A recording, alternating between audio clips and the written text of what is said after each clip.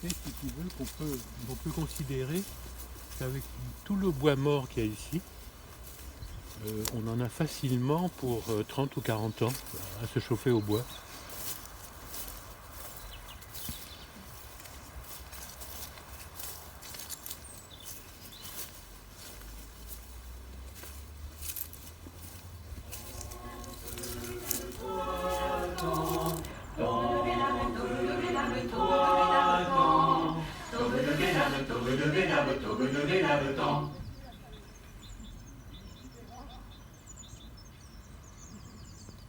Est-ce que tu peux me parler de la première réunion de la Ménardière? De Euh, comment ça s'est créé le projet au final? la première réunion, elle a été c'était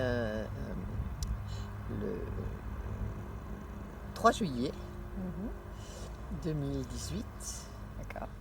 Nous avions fait un appel en disant dans la Gazette, en disant maintenant qu'on est vieux, qu'on a qu'est-ce qu'on va devenir? Est-ce qu'on va jeter l'éponge? Est-ce qu'on va cesser d'être actif? Est-ce qu'on va se reposer sur nos lauriers? Partir au bord de l'eau, au Maroc par exemple, en se faisant bronzer pour le reste de nos jours. C'était assez consternant. Donc, qu'est-ce qu'on va faire de notre vie? Quel sens on va donner? Parce qu'on a donné du sens à notre vie jusqu'à maintenant, on ne va pas s'arrêter en si bon chemin. Donc, voilà. Et on a écrit un éditorial. Il serait une fois une belle maison, un château, pourquoi pas. Si on mettait tous nos moyens ensemble, on arriverait effectivement à vivre dans un endroit très beau, mais qui ne serait pas fermé sur lui-même, qui serait ouvert aux autres. On a décrit en fait ce que tu vois maintenant. Et tout le monde s'est mis à rêver. On a vu un film qui s'appelait « Et si on vivait tous ensemble ?» où on voyait Claude Rich arraché de l'EHPAD par ses copains qui ne voulaient pas le laisser finir tout seul. Et voilà, donc Jane Fonda, en fait, on a toujours été très influencés par le cinéma. Et tous les gens qui sont venus là se sont dit, mais à propos, c'est pas si stupide. On était allés visiter une grande maison, un château ensemble. Ils se sont dit, mais si on achète un truc qui vaut 1 million et qu'on est 15, ça nous fait, alors qu'on ne pourrait pas s'acheter une maison à nous tout seuls, là ça rend complètement la chose accessible. Et donc voilà. C'est une sorte d'attirance réciproque. Je me rappelle que quand je suis rentré là, j'ai senti comme un appel. Un peu comme cette maison donc, qui a vécu quand même longtemps. Elle se cherchait des héritiers. Et je pense elle nous a entendu parler, elle a entendu les premières réunions qu'on a fait ici. Et je sentais qu'elle pensait, ceux-là sont les bons. Peut-être pas tous, parce qu'on ne sait quand même pas ce qui peut se passer, mais objectivement, je sentais qu'elle pensait ça. Un appel puissant, si tu veux, à se trouver, je ne vais pas dire des maîtres, quoi, mais à se trouver en communion avec des gens, quoi. Ben, cet endroit, il s'est un peu imposé à nous, c'est-à-dire que on était préoccupés par l'ouverture de Bordeaux Rouge et on n'a pas eu le temps de s'en occuper. Et c'est Marie-Claire et puis Joël qui ont vraiment travaillé, qui ont cherché des maisons. Elles ont joué un rôle très, très déterminant, hein, parce que on n'était pas tout seul, loin de là.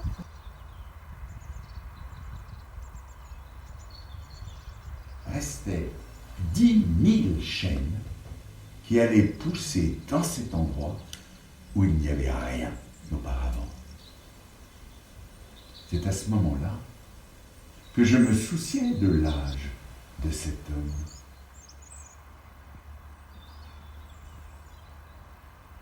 Pourquoi tu as eu envie de rejoindre le projet de la Ménardière? Alors, déjà pour le projet. Le projet m'a beaucoup emballée. En fait, j'avais vu la Ménardière, ce projet, il y a 2 ans, au début qu'ils l'ont fait, en fait, dans un article de la Gazette de l'Utopia. Et puis, ça m'avait interpellée. Je me dis, tiens, ouais, chouette. j'irai voir, tu vois, par curiosité. Mais à cette époque-là, voilà, c'était juste comme ça. Et puis la vie a fait que ma situation a changé. Et du coup, j'étais à la recherche désespérément d'un nouveau projet de vie. En fait, quand je suis venue ici, là, je me suis dit, je vais venir voir. Et puis voilà, je ne savais pas à quoi j'allais m'attendre. Et en même temps, je me disais, j'irai voir ailleurs s'il y a d'autres projets. Voilà, la Ménardière. Du coup, c'est parce que j'ai été embauchée l'année dernière que j'ai pu découvrir cet endroit. À ce moment-là, j'avais 22 ans, donc été 2022. Et cette bande de vieillards choisit ensemble d'engager une jeunette comme ça. Et en fait, ça me questionne tout de suite sur ce rapport intergénérationnel qui pose alors beaucoup de problèmes parce qu'on est à peine sorti du Covid et encore, c'est dire si on est sorti. Alors on a fait après, on a commencé à faire des réunions, on est parti en week-end tous ensemble, il y a 22 personnes, 28 personnes qui sont parties en week-end. On ne se connaissait pas, on a fait des jeux ensemble, voilà comment on voit la suite. Et tous ceux qui étaient là étaient à peu près d'accord avec le fait qu'ils n'allaient pas avoir une vieillesse inactive, et puis que la vieillesse, d'après tout, qu'est-ce que c'est sinon la continuation de la jeunesse. Voilà, c'est une étape comme une autre, on n'allait pas se laisser abattre pour si peu. Et donc on a tous parlé à tour de rôle, et ce qui était vachement intéressant, c'était que on envisageait tous, voilà, on va s'accompagner et on fera le bal des finissantes, ce sera plus le bal des débutantes, ce sera le bal des finissantes. On se tiendra la main jusqu'au bout, jusqu'à ce qu'on se voyait dans le soleil vert déjà, tu sais, avec la musique de Beethoven. Et puis voilà, et on s'accompagnerait jusqu'au bout, quelles que soient les difficultés, puisque ce qu'on va faire, ça va être une coopérative, un pour tous, tous pour un. Enfin, c'était une très jolie histoire. Voilà, et puis ça a été beaucoup plus compliqué que ça.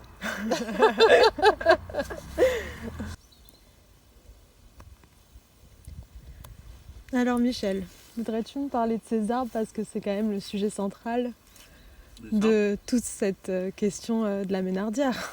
Les arbres qu'on plante, les arbres qui meurent. Ben là, on peut vraiment dire qu'ils ont fait le job en matière d'arbres. Mais ce qui est intéressant, c'est que toute cette partie où il y a ces arbres qui sont morts, c'est des arbres qui sont morts parce qu'ils ont apparemment été trop assistés par une surabondance d'eau inutile puisque ça les a tués.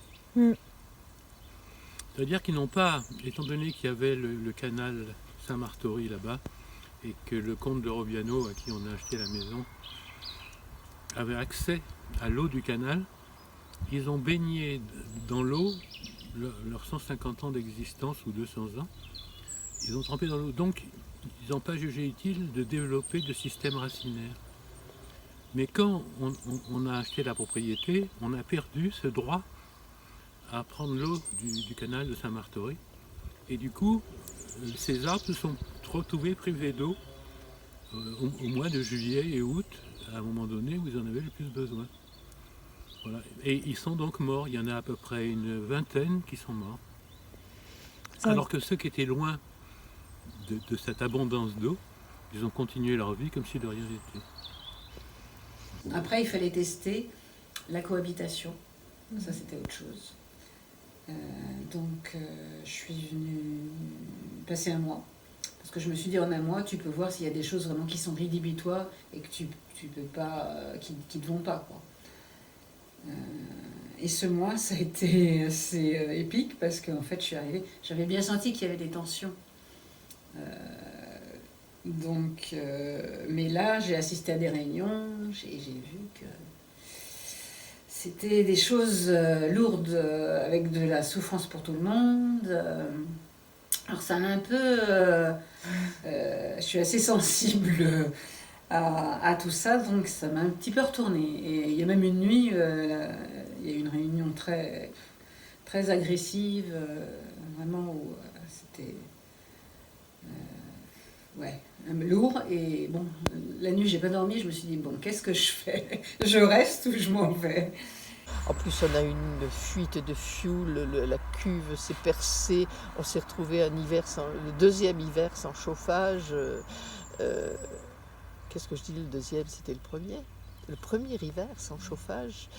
Le premier hiver complet sans chauffage. Alors tu vois, voilà, le canal de Saint-Martory est à peu près à 120 mètres là-bas. Il y avait de l'eau qui en permanence, quoi, qui arrivait jusqu'à la mare qui est là-bas et qui est à moitié vide maintenant. Et voilà, c'est un arbre qui a peut-être 250 ans, ça. Voilà ce qu'il en reste.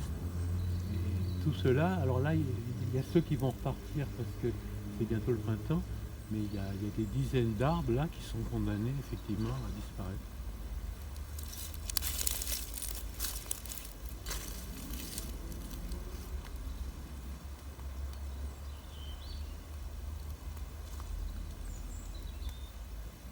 C'est-à-dire que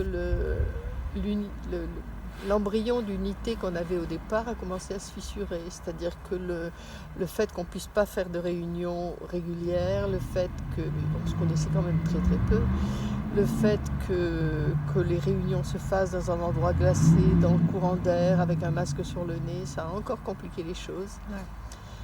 Et puis là, il y a le stress général qui a commencé à monter. Certains se retrouvaient dans des situations financières très difficiles. Il y en a 3 qui ont été bloqués ici pendant tout le... 3 qui étaient allés très vite, qui avaient vendu leur maison ou qui étaient en instance de divorce, donc qui se retrouvaient à la rue. Donc il y en a 3 qui se sont retrouvés à habiter ici de façon assez précaire. Avec Françoise, il y avait l'eau qui lui tombait sur le nez pendant qu'elle dormait. Enfin, c'était pas très drôle. Mais ça m'a interpellé, je me suis dit, puisqu'on vient de voir Runaway Train, faire la vie dure aux gens, ça peut aussi les endurcir terriblement et ça leur permet de survivre. Tu vois. Et ces arbres qui sont de ce côté-là, très frappant de voir qu'ils continuent à vivre, même si maintenant les conditions climatiques sont en train de changer. Mais jusqu'à maintenant, au moins, ils ont vécu et ils vivront encore longtemps. Et donc là, tout est parti en vrille. Et au moment d'habiter dans les lieux, alors que le Covid se calmait, qu'on sortait des confinements et qu'on pouvait enfin mettre... là, il y a eu un conflit terrible et donc on a fini par se séparer en 2 morceaux. 5 d'un côté, 10 de l'autre. Mais ça avait laissé des traces. C'est-à-dire que d'abord, ça a créé des angoisses supplémentaires parce qu'on s'est engagé à rembourser très vite les filles qui sortaient. Donc, il y a eu un problème financier. Et tout ça, ça a rajouté encore au stress. Enfin, Mais néanmoins, ça s'est fait. Parce que j'ai pu me rendre compte, en fait, de ce que c'est que de s'engager dans un projet comme ça. En fait, c'est un engagement très fort. Et je pense que la souffrance de tous vient de là parce qu'ils se sont tous engagés vraiment à fond dans ce projet-là. Et le fait de voir que ça n'arrive pas, qu'il y a des échecs, qu'il y a des choses qui font qu'ils ne peuvent plus cohabiter, c'est très dur à vivre. Parce qu'ils ont investi beaucoup d'eux-mêmes, beaucoup... je pense d'espoir, beaucoup de projection aussi. Et donc du coup ça m'a cadré un peu, tu vois, parce qu'il y avait cette énergie où je me suis dit waouh super, voilà un projet qui me faut tout ça. Mais je me suis dit surtout bon voilà, reste les pieds sur terre, t'emballe pas trop. Et ce côté-là a fait que voilà. Et puis ça m'a permis de connaître Michel et Anne-Marie en fait très rapidement parce que du coup, j'ai été assez épatée comment ils réagissaient par rapport à tous ces événements. Et du coup, ça a créé une grande confiance. Et puis voilà, une connaissance assez rapide. Parce que quand tu vois les gens dans des difficultés, voilà, tu les vois vrais en fait. Donc voilà. Toutes ces épreuves, c'est comme dirait l'autre, si ça ne me tue pas, ça me rend plus fort. J'avais vu mourir trop de monde pendant 5 ans pour ne pas imaginer facilement la mort d'Elzéar Bouffier, d'autant que lorsqu'on a 20 ans, on considère les hommes de 50 comme des vieillards, à qui il ne reste plus qu'à mourir. Il n'était pas mort, il était même fort vert, il avait changé de métier, il avait imperturbablement continué à planter. Les chênes de 1910 avaient alors 10 ans et étaient plus hauts que moi et lui. Le spectacle était impressionnant.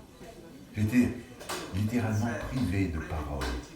Et comme lui ne parlait pas, nous passâmes tout le jour en silence à nous promener dans sa forêt. Je ne le fais pas de mon vivant, mais quand tu plantes un arbre, est-ce que tu le verras grand de ton vivant? Et pourtant tu plantes un arbre. C'est pareil. Bon, ok. Si on y arrive, tant mieux. Si on n'y arrive pas, c'est les autres qui arriveront.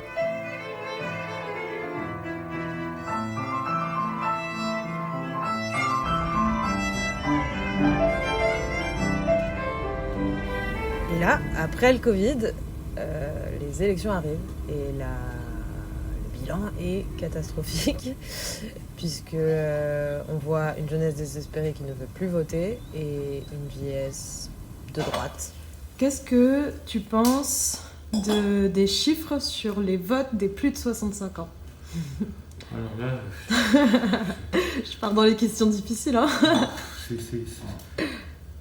on a toujours tendance à considérer que les vieux sont craintifs. Alors, on peut comprendre pourquoi ils sont craintifs, mais je pense qu'ils continuent à servir de mauvais maîtres. Parce que là où ils nous ont amenés, et où ils vous ont amenés aussi, vous, les jeunes, c'est quand même pas terrible. Hein. Je suis frappé vraiment de voir comme beaucoup de choses partent en quenouille. Qu'on voit nos services de santé, quand on voit qu'on est obligé constamment de faire appel à des associations pour assurer effectivement que les vieux et les jeunes, je pense aux étudiants qui n'ont même pas les moyens de s'offrir le restaurant universitaire, c'est absolument effarant, quoi. Enfin, en février 2023, Macron annonce sa réforme des retraites. Des questions se posent alors, puisqu'en fait, on va reprocher la paresse à la jeunesse et la facilité à la vieillesse. Et c'est à ce moment-là que tout bouillonne. Et je vois à la télé la jeunesse et la vieillesse rassemblées dans les rues ensemble pour lutter face à un problème qui ne les concerne que de loin. Et à cette vision, finalement, je me dis, comment ça se fait qu'on se retrouve dans un constant mépris intergénérationnel alors que de toute évidence, on a toutes les forces pour lutter, ensemble. Et cette séparation, je la questionne et j'aimerais la résoudre en commençant par une première action, ce serait de finalement s'écouter. Qu'est-ce que déjà tu penses du mot vieux? J'ai l'impression que c'est un grand débat. Mais à vrai dire, je n'en pensais pas grand-chose parce que je ne m'étais vraiment jamais senti vieux. C'est une expérience nouvelle. On ne se sent pas vieux en naissant, on ne se sent pas vieux quand on est adolescent, quoi. Ça m'est venu parce que j'ai lu un article dans Le Monde qui titrait tristement La France maltraite ses vieux et cela ne va pas s'arranger. Pour qu'on ne soit pas rejeté dans le purgatoire des EHPAD, qu'est-ce qu'on peut inventer pour continuer à vivre en apposant notre marque sur la société, notre parole dans cette société? Et je m'étais dit à ce moment-là, mais on va nous maltraiter. Je veux dire, il est probablement temps de réagir. Mais comment réagir? Il n'était pas sorti encore le scandale Orpea, quoi. On disait seulement que c'était vraiment... Et pour l'avoir vu pour mes parents, je sentais bien que ces lieux-là n'avaient rien de festif, quoi. C'était vraiment la dernière étape, quoi, le point final à une existence. Et quand j'avais amené mes parents en maison de retraite, la première chose qui m'avait frappé, c'était qu'en traversant ces couloirs, j'ai vu sortir une vieille femme affolée, qui était venue vers moi et qui m'avait dit Monsieur, venez m'aider, mon mari est tombé. Alors je l'ai suivi et je suis arrivé dans ce qu'était leur chambre. Et j'ai vu un vieux monsieur qui était là, tout nu, qui se débattait comme ça, et elle n'arrivait pas à le relever parce qu'il était assez corpulent. Donc je l'ai aidé. Alors je lui ai dit, mais vous n'avez pas sonné, enfin, il n'y a pas quelqu'un qui vient dans une situation comme celle-là. Et elle m'avait dit, mais il n'y a personne. Dans l'après-midi, il n'y a personne. Et parfois, même la nuit, on ne répond pas à nos sollicitations. Je pense que si les vieux sont marrants, ils font des choses drôles, ils sont vivants, on a beaucoup plus de plaisir à aller passer du temps avec eux que s'ils sont enfermés dans un endroit triste où ils ne font rien, où ils se considèrent qu'ils sont trop vieux pour faire quoi que ce soit. À partir du moment où on est vivant, on attire la vie. C'est-à-dire que dans ce genre de lieu, tout se resserre progressivement, et il n'y a plus de place pour la vie, il n'y a plus de place, j'allais dire même pour l'intelligence. Et l'intelligence et la vie, mais ça se cultive au quotidien. À partir du moment où on arrive dans un lieu comme celui-là, il n'y a plus de culture de ce genre-là. Et à partir de ce moment-là, on est mort, quoi. Michel, à mon sens, vient d'évoquer une once de solution. La culture. D'ailleurs, la Ménardière, c'est pas seulement un habitat partagé pour personnes âgées, c'est un lieu de culture, ouvert à tous, où se passent des événements tels que des concerts, des projections, des lectures, des discussions. Et c'est un endroit où on se rassemble.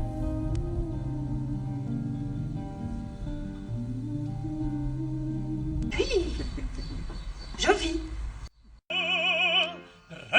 Resta bottega che l'alba è già presto. La la la la la la.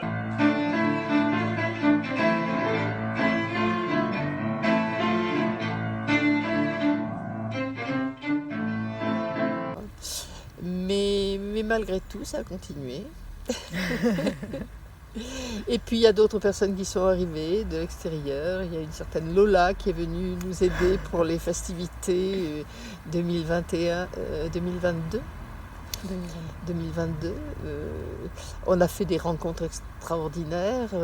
On s'est aperçu qu'en fait, à force de communiquer, à force de parler de ce qu'on faisait, on s'est aperçu que d'autres cherchaient la même chose, se posaient des questions. Qu'est-ce qu'on va faire? C'est pas parce qu'on vieillit qu'on va s'arrêter de vivre. La notion de retraite, c'est une notion très relative. Parce que déjà, il y avait le côté culturel, moi qui correspondait à quelque chose que j'avais toujours eu une envie dans ma vie. J'avais toujours eu un rêve de créer un lieu culturel ouvert à tous. Donc ça répondait à ça. Et puis il y avait, alors ce qui était aussi important, c'est le projet politique. C'est-à-dire quelque chose qui soit transmissible et qui puisse servir d'exemple. Et on a rencontré Roberto Tricari et sa compagne qui, pareil, se disaient voilà, il va falloir qu'on arrête de faire des tournées de ciné-concerts. Mais après tout, est-ce que ce ne serait pas une solution de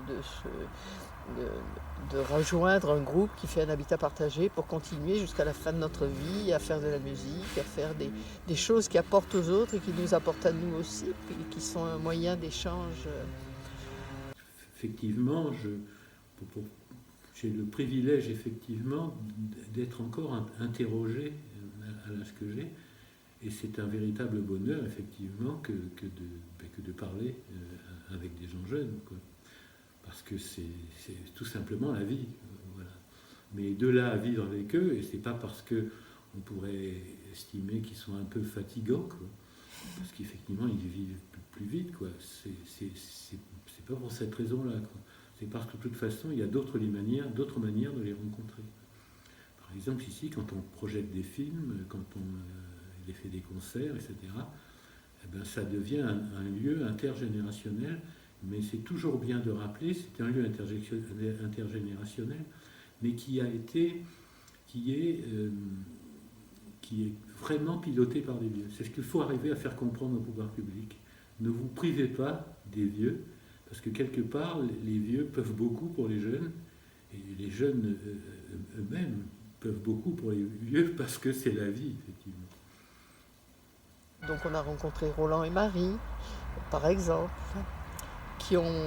On a rencontré les gens du CNAV à Paris, le Conseil national autoproclamé de la vieillesse.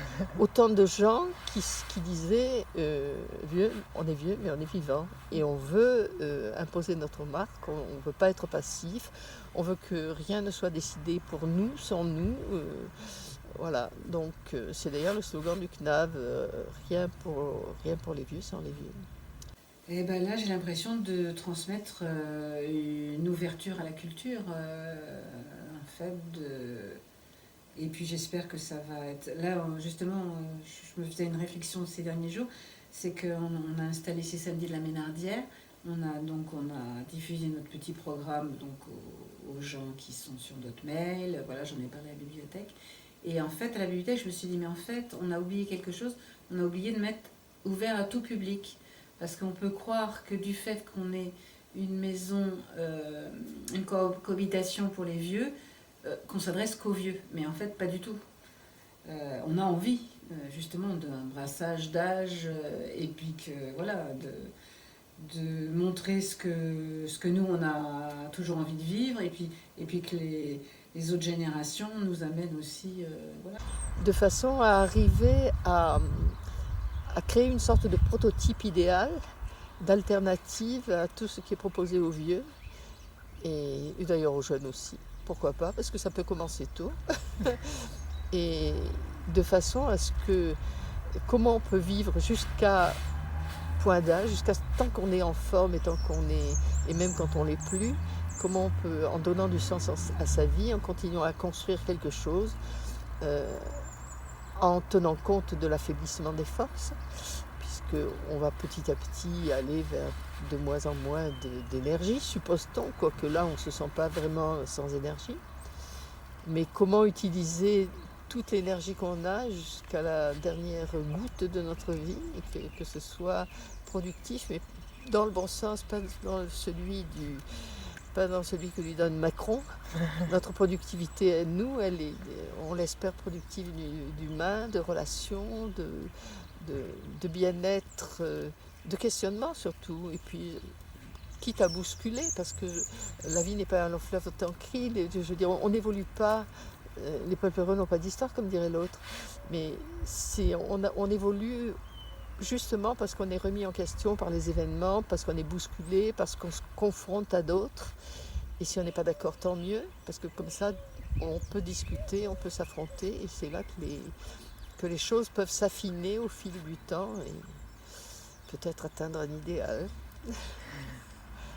C'est qu'on poursuivre un objectif ensemble, c'est-à-dire, je disais tout à l'heure que prendre les petits chemins plutôt que les autoroutes, en définitive, c'est payant. Ça remplit effectivement une vie. Enfin, ça nourrit, vraiment. On peut dire qu'on a été nourri, mais dans tous les sens du terme, quoi. C'est-à-dire qu'effectivement, dès qu'on a commencé à s'occuper d'Utopia, ce qui nous a beaucoup frappé toujours, c'est voir la mobilisation qu'il y a eu autour. C'est-à-dire les gens qui venaient à Utopia observaient avec beaucoup de bienveillance ce truc-là. Le voyage, c'est le cinéma, c'est la lecture, c'est tout ce que ça te permet d'être en contact avec le monde. Donc pour moi, tout ça, c'est pas la cinéphilie au sens classique, c'est pas les plans contre chant, ça je m'en suis toujours tapé, tu vois. Mais par contre, c'était effectivement tout ce sens, toute cette irrigation fantastique que m'apportait ce que je voyais, ce que je lisais. Les tableaux aussi, parce que ça t'intéresse aussi aux autres, c'est-à-dire que tu rentres dans les autres par la culture. Quand tu vois les tableaux, il y a des choses qui m'ont accompagnée toute ma vie. Tu vois, j'aimais beaucoup Rouault en peinture, et tu voyais un tableau en pleine tempête, tu avais un petit bateau perdu avec un petit bonhomme dessus, un petit radeau, c'était même plus un bateau.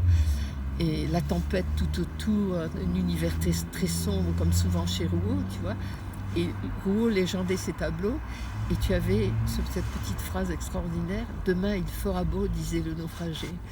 Et moi, c'est des trucs qui m'ont illuminé toute ma vie, tu vois, qui ont contribué à faire que que je relativise les problèmes que je pouvais avoir et puis que je me dise, bon, voilà.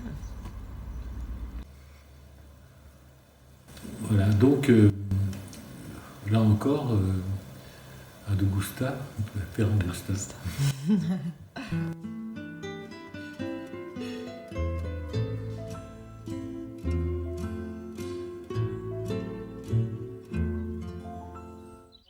Est-ce que vous auriez une idée d'une chanson? La marche des capitaines. La marche des capitaines? Non, ça c'est un peu prétentieux, les chefs.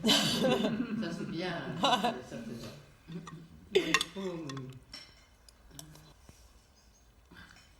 On va choisir Léo Ferré quand même. J'aime bien Sylvestre. Ah, je connais pas. J'aime les gens qui doutent. Je connais pas trop. Exactement. Les gens qui trop écoutent. Le cœur se balancer. J'aime les gens qui disent, puis qui se contredisent, ils sont se dénoncer. J'aime les gens qui parlent, que parfois il me semble capables de bouger. J'aime les gens qui marchent moitié dans leur godasse et moitié à côté. Ah oui. J'aime leurs petites chansons, même s'ils passent pour des cons. Ça pourrait être pas mal. Non, je trouve, parce qu'il y a un côté modeste là qui est sympa. J'aime ceux qui paniquent, ceux qui sont pas logiques, enfin, pas comme il le faut. Ceux qui, avec leur chaîne, pour pas que ça nous gêne, font un bruit de grelot. Ceux qui n'auront pas honte de n'être au bout du compte que des ratés du cœur. Pour n'avoir pas su dire, délivrez-nous du pire et gardez le meilleur. J'aime leurs petites chansons, même s'ils passent pour des cons. J'aime les gens qui n'osent s'approprier les choses, encore moins les gens. Ceux qui veulent bien être qu'une simple fenêtre pour les yeux des enfants. Ceux qui sans oriflamme et daltoniens de l'âme ignorent les couleurs. Ceux qui sont assez poires pour que jamais l'histoire leur rende les honneurs. J'aime leurs petites chansons, même s'ils passent pour des cons. J'aime les gens qui doutent mais voudraient qu'on leur foute la paix de temps en temps et qu'on ne les malmène jamais quand ils promènent leurs automnes au printemps. Qu'on leur dise que l'âme fait de plus belles flammes que tous ces tristes culs et qu'on les remercie, qu'on leur dise en leur cri merci d'avoir vécu, merci pour la tendresse et tant pis pour vos fesses qui ont fait ce qu'elles ont